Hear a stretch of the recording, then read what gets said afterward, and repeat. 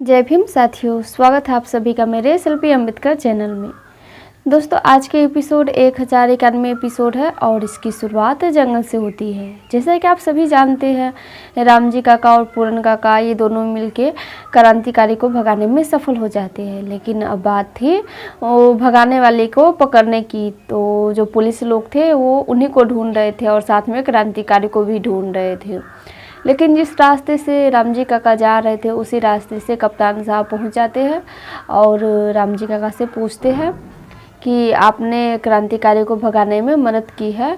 तो राम जी काका कहते हैं कि नहीं, आपको कोई गलतफहमी हो गई है, मैं ऐसा नहीं किया हूँ और मैं ना ही क्रांतिकारी को भगाया हूँ, मैं तो दूध लाने जा रहा था। लेकिन फिर भी कप्तान साहब राम जी काका को बहुत डांट रहे थे कि नहीं, तुमने ही उन लोगों को भगाया है, से चलो थाने में, अगर ऐसे नहीं बताओगी तो मैं तुम्हें जान से मार दूंगा। वो उनके ऊपर बंदूक उठा लेते हैं और कहते हैं कि अब सच सच बता दो। लेकिन उसके बावजूद भी राम जी काका कह रहे थे कि नहीं, मैं क्रांतिकारी को नहीं भगाया हूँ। उसी समय वहाँ पे भीमराव जी भी आ जाते हैं। आने के बाद वो कहते हैं कि आप मेरे बाबा पे गोली मत चलाइए, क्योंकि इन्होंने क्रांतिकारी को भगाया नहीं है और साथ में आपके पास कोई सबूत नहीं है जिससे आप ये आरोप लगा सकते कि मेरे बाबा ने क्रांतिकारी को भगाया है, तो इसीलिए आप इन पे गोली मत चलाइए।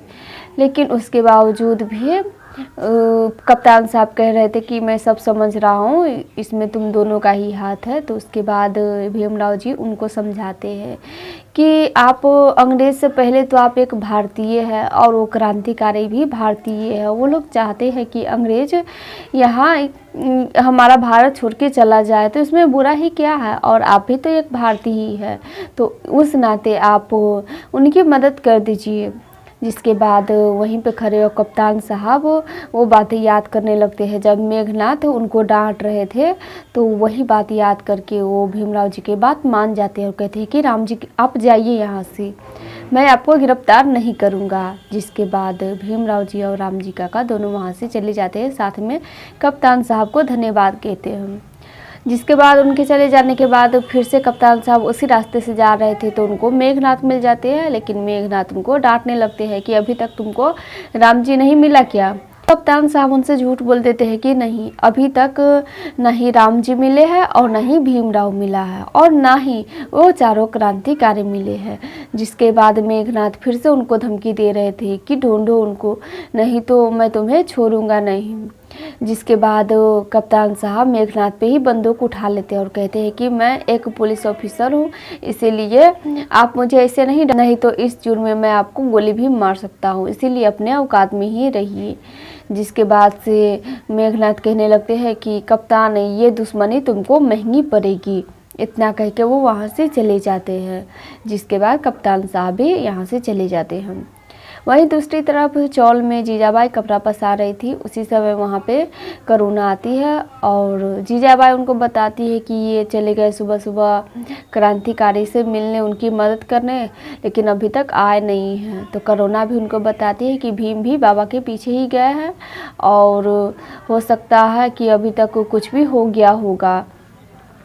ये सुनने के बाद जीजाबाई कहती है कि उस भीम के साथ कुछ भी हो, मुझे उससे कोई फ़र्क नहीं पड़ता है, लेकिन मेरे पति सही सलामत घर आ जाए। ये सब आपस में इतना बात कर ही रहे थे कि उसी समय पूरन काका दौड़ते हुए आते हैं। शोभा काकी और दीपक और जितने भी भीम के समर्थक थे उन सभी को आवाज़ लगाते हैं, तो सभी वहाँ पे आ जाते हैं। आने के बाद पूरन काका उन सभी को बताते हैं कि चारों क्रांतिकारी भागने में सफल हो गए हैं।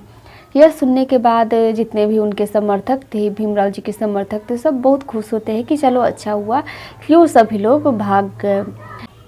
साथ में वहाँ पे थी बुआ, तो कहती है कि आज हम लोग जश्न मनाएंगे क्योंकि क्रांतिकारी चले गए हैं, तो इसीलिए आज हम सबके लिए चाय बना के लाते हैं और सभी पियेंगे।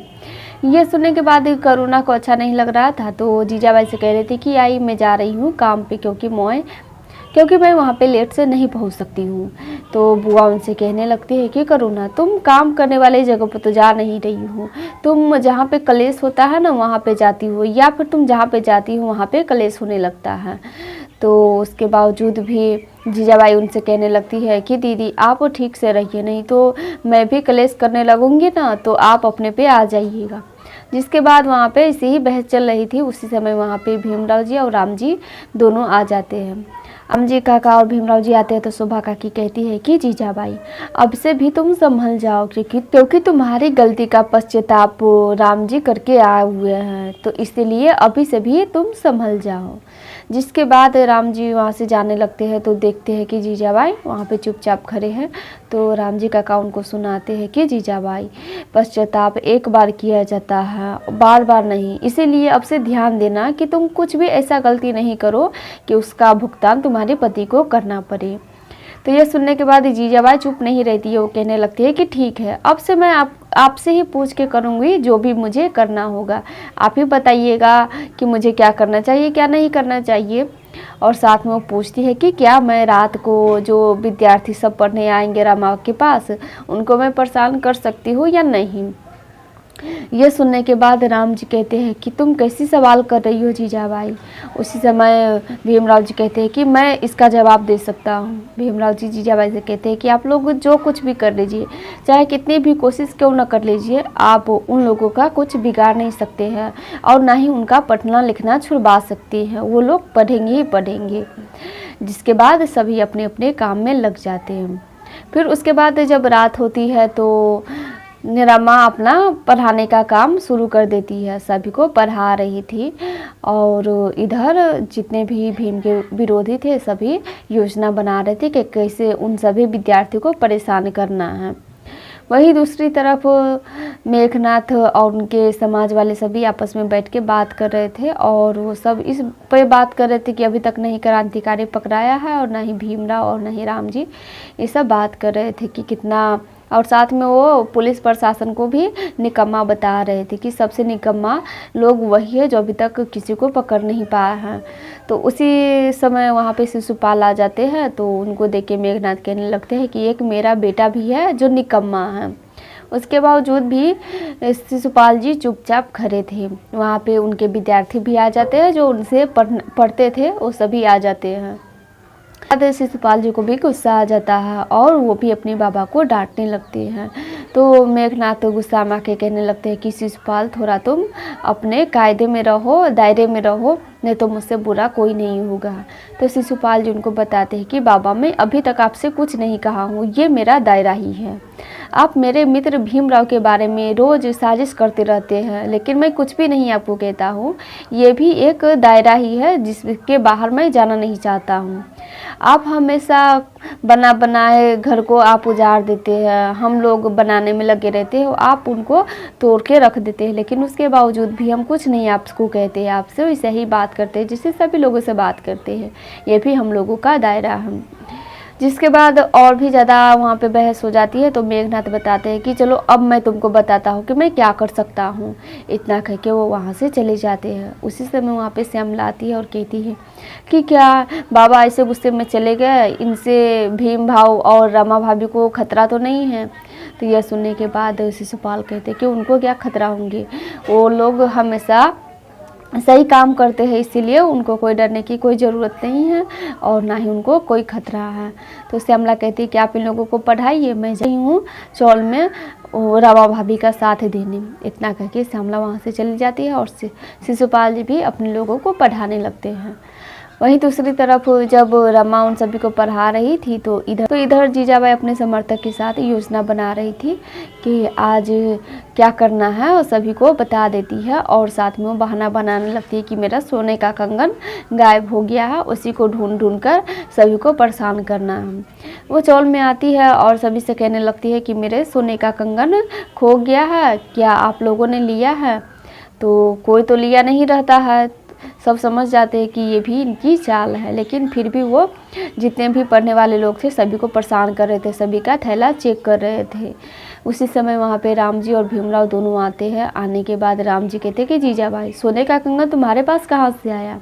तो करुणा कूद पड़ती है कि बाबा है, मिल जाएगी तो दिखा देंगे, लेकिन इतना कह के वो सब फिर से सभी को परेशान करने लगती है और कंगन ढूंढने लगती है। तो मैं राम जी भीमराव जी से कहते हैं कि भीम बेटा मैं जीजाबाई को लेकर के यहाँ से चला जाता हूँ, नहीं तो यहाँ पे रहेगी तो किसी को पढ़ने नहीं देगी। तो भीमराव जी उनको बताते हैं कि बाबा आप चिंता मत कीजिए, ये पढ़ने भी देगी सबको। वक्त वहाँ पे आते हैं पुलिस कप्तान। भीमराव जी उनसे पहले ही बात कर रहे थे कि मेरी पत्नी है जो कुछ लोगों को पढ़ाने का काम करती है, लेकिन मेरे ही चौल के लोग हैं जो उनको पढ़ने देना नहीं चाहते हैं। तो इसीलिए कप्तान साहब चौल में आ गए थे। आने के बाद वो सभी को समझाते हैं कि इसे दोबारा से इससे गलती नहीं होना चाहिए, नहीं तो मैं सबको पकड़ के थाने ले जाऊंगा। जिसके बाद वो सभी डर जाती हैं और कप्तान साहब उन सभी को धमकी भी देते हैं। लेकिन मेघनाथ उनसे भी जो बड़े अधिकारी थे उनको बुला के ले आते हैं। उनको आते ही देखते ही जो कप्तान साहब थे वो थोड़ा डर जाते हैं, लेकिन वो जो अधिकारी थे वो मेघनाथ से मिले हुए थे और आते ही कप्तान साहब से पूछने लगते हैं कि आज दिन में जो हुआ उसका क्या तुमको क्रांतिकारी मिला या फिर उनको भगाने वाला कोई भी मिला? तो बताते कि नहीं साहब, मैं ढूंढ रहा हूँ लेकिन अभी तक मिला नहीं है। लेकिन जो बड़े अधिकारी थे उनको 2 थप्पड़ कस के लगा देते हैं। तो यह देखने के बाद राम जी को भी बर्दाश्त नहीं होता है। वो खुद ही कहने लगते हैं कि मैं भगाया हूँ क्रांतिकारी को। अब इसके आगे वो क्या करेंगे और पुलिस अधिकारी ये सब क्या करेंगे, ये मैं अगले एपिसोड में बताऊंगी, क्योंकि आज का एपिसोड यहीं पे समाप्त हो जाती है। फिर मिलेंगे एपिसोड के साथ, तब तक के लिए जय भीम।